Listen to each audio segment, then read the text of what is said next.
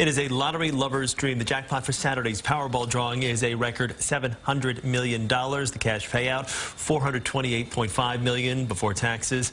And no one matched all the numbers in last night's drawing. Your odds of winning Saturday, 1 in 292 million. So your odds stay the same as last night's drawing, but the jackpot's going up significantly. Bigger. This is going to be between $700 and $800 million. Nice, nice. And you missed it by one number? We did. Our morning crew, 22 of us, we missed by one number for $1 million. Oh, for $1 million. Just for $1 million. So that's why you're still here. Exactly. Okay. Now that we got that settled. Well, no, with 22 people, it wouldn't have paid out much. It would have been a nice little bonus.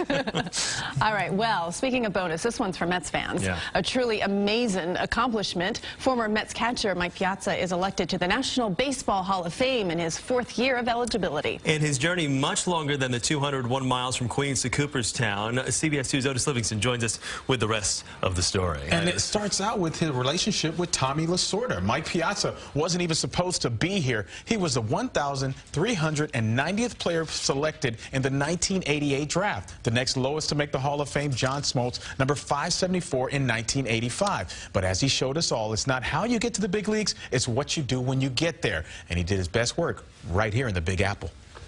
As much as I loved coming up with the Dodgers and will always cherish my time there, I'm going to go in as a New York Met. So it's official. Big Mike will enter the Hall of Fame as a New York Met, a team that has only one other player in Cooperstown, Tom Seaver. Piazza played the first part of his career with the Dodgers and had some amazing years, but had more amazing moments in New York, a city he's embraced from day one. So he's happy to remain the king of Queens. You know, your heart can only be in one place. And for me, it's, you know, with the New York fans. He'll be inducted along with Ken Griffey Jr., who received 99.3% of the votes necessary. Griffey was a first overall draft pick, but Piazza was a long shot, drafted in the 62nd round by the Los Angeles Dodgers. His dad was good friends with the Dodger manager, Tommy Lasorda, so many thought it was a favor. But Piazza quickly rewarded them with a brilliant career. You just need a chance.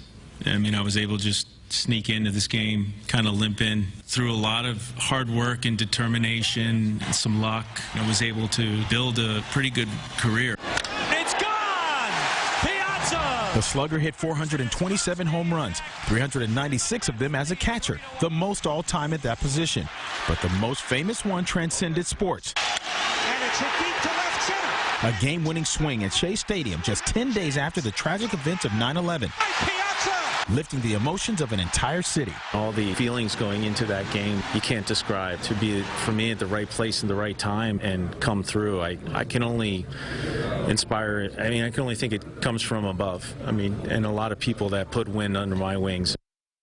Oh, man, give you goosebumps thinking back to that moment. Piazza's career marred with PED allegations. Never concrete evidence, nothing for sure. So you have to wonder how this vote will impact future votes of players in a similar position and those that there was evidence against. Piazza and Griffey will be enshrined in induction ceremonies Sunday, July 24th in Cooperstown. What a journey to get there. I mean, 62nd round, that just doesn't happen. No kidding. Obviously. No kidding. Yeah. It's that home run, like you talk about after that 9/11, that first game back, if you could be inducted on just one home run alone, that would be a significant one. An amazing, certainly amazing moment. Yeah.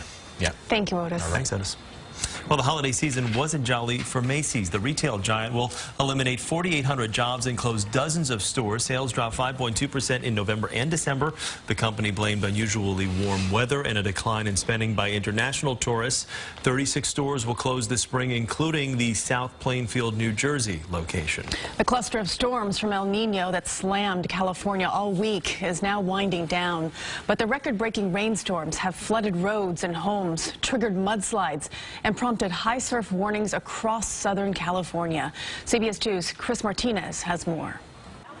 Powerful waves up to 16 feet are battering California's coast. As this weekend's El Nino-related storms move out, another one is brewing in the Pacific. There's a possibility of a fairly weak and fast-moving system moving through over the weekend. 4 days of relentless rain have opened sinkholes on the roads like this one in La Jolla and across Southern California. Here in Newhall, about 30 miles north of Los Angeles, emergency crews evacuated 10 mobile homes in this neighborhood after heavy rain triggered mudslides. Brandon Hansen was one of the residents who fled and was allowed to return Thursday morning. Hansen says mud began washing down from the burned hillside surrounding his mobile home on Tuesday. It started rising. I told my son to pack up. Let's go.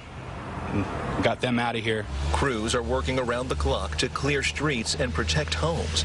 Despite the damage, the storms are beginning to refill California's depleted reservoirs. LA County has collected billions of gallons of rainwater this week, and the Lexington Reservoir in Northern California gained about a foot of water in just 24 hours. The good news is that the watersheds are beginning to be saturated, so that we're starting to see more runoff into our reservoirs. The storm is also giving the region's snowpack a boost, dumping as much as a foot of fresh powder in the mountains. Chris Martinez, CBS News, Newhall, California.